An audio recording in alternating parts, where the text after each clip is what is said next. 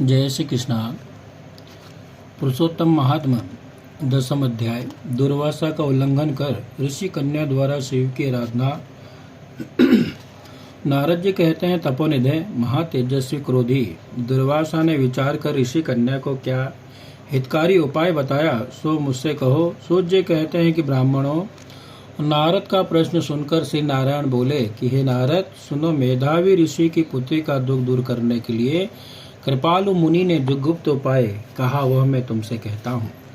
दुर्वासा बोले कि हे सुंदरी सुन, गुप्त से भी गुप्त एक उपाय मैं तुमसे कहता हूँ जो किसी से कहने योग्य नहीं, परंतु तुझसे विस्तार पूर्वक न कहकर संक्षेप में कहता हूँ। इस मास से जो तीसरा मास आएगा वो पुरुषोत्तम मास। हे रमणी, उस मास में तीर्थ में स्नान कर लेने से मनुष्य भ्रूण हत्या के पाप से भी छूट जाता है। इसकी कार्तिक आदि 12 महीनों तुलना नहीं कर सकते। सब मास पक्ष और जितने पर्व दिवस हैं वे सब पुरुषोत्तम मास की 16वीं कला के समान भी नहीं। वेद में जितने साधन और जितने परम पद प्राप्ति के जो साधन कहे हैं वे भी उसकी 16वीं कला के बराबर नहीं। 12,000 वर्ष तक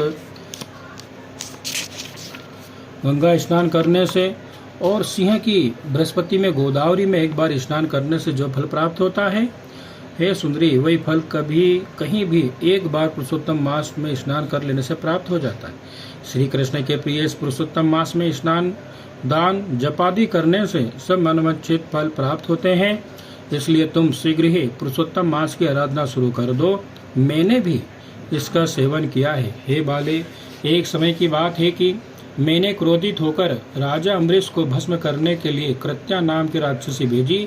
तब हरि भगवान ने अपना तेजों में जलता हुआ चक्र मुझे ही भस्म करने को मेरे पीछे भेज दिया, परंतु मेरे पुरुषोत्तम मास के व्रत करने से सुदर्शन चक्र वापस चला गया। हे सुंदरी, उस चक्र में त्रिलोकी को भस्म कर देने की शक्ति है, परंतु वह मेरा कुछ भी नहीं बिगाड़ सका। तो मुझे बड़ा आश्चर्य हुआ। हे सुभगे, इससे तुम श्रीमान पुरुषोत्तम मास का सेवन करो, तुम्हारे दुर्भाग्य दिन फिर जाएंगे। मुनिराज मुनि कन्या से ऐसा कहकर चुप हो गए। तब श्री कृष्ण बोले कि हे युधिष्ठिर, दुर्वासा के वचन सुन। होनहार के वश वह मूर्ख मुनि बाला मन में क्रोध कर मुनि श्रेष्ठ दुर्वासा से बोले कि हे ब्राह्मण, हे मुनिवर, आपका कथन मुझको अच्छा नहीं लगा। क्या माघ आदि निस्सार हो गए? क्या कार्तिक मास का महत्व कम हो गया? यह समझाकर बताइए। क्या बैसाख मास इच्छित फल नहीं देता? क्या सदाशिव से लेकर जितने देवता हैं वे आराधना करने से इच्छा फल नहीं देते? पृथ्वी पर सूर्य देवता जितने प्रत्यक्ष दर्शन हैं वे तथा अंबिका देवी मनोरथ पूरा नहीं करती? व्यातिपात योग और शिवादि देवताओं का उल्लंघन करके पुरुषोत्तम मास की प्रशंसा करते हैं वे क्या आपको लज्जा नहीं आती?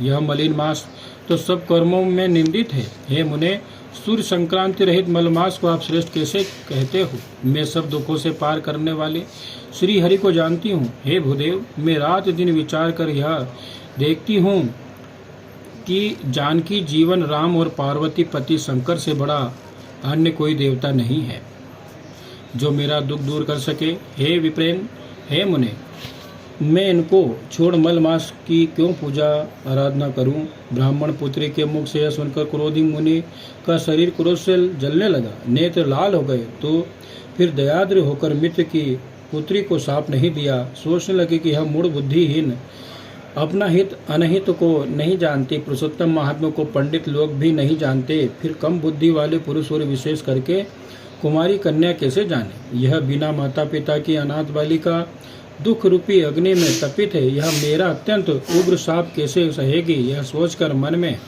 दया आने के कारण क्रोध को दूर करते हुए मुनि शांत चित हो गए और उस कन्या से बोले कि अरे अबोध बालिका, मित्र की कन्या होने के कारण मैं तुझ पर कुपित नहीं हूँ।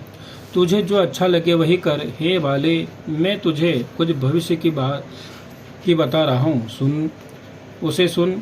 तूने जो पुरुषोत्तम मास का निरादर किया है उसका फल तुझे अवश्य मिलेगा, चाहे इस जन्म में मिले या अगले जन्म मिले। अब मैं नर नारायण के आश्रम बद्रीनाथ धाम को जाता हूँ। हे वीरू, तू अपने अल्लड़ स्वभाव के कारण अपना भला बुरा नहीं सोच रही। मेरा यह बहुत समय बीत गया। शुभ अशुभ होनहार को कोई मिटा नहीं सकता। मैं जा रहा हूँ, तेरा कल्याण हो। श्री कृष्ण जी कहते हैं, ऐसा कहकर महाक्रोधी तपस्वी मुनि तुरंत चले गए।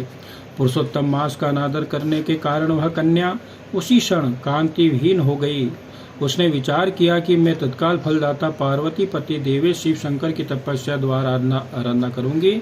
हे राजन, मेधावी ऋषि की पुत्री मन में ऐसा निश्चय करके अपने आश्रम में ही रहकर शिव जी का महान कठिन तप करने को तैयार हुई। सूत जी कहते हैं कि वह बाला मुनि के प्रबल वचन त्याग कर समस्त फल के देने वाले लक्ष्मण नारायण की उपासना को छोड़कर तथा सावित्री पति ब्रह्मा को छोड़कर केवल शंकर जी की पूजा करने लगी। इति श्री दशम अध्याय संपूर्णः। जय श्री कृष्ण।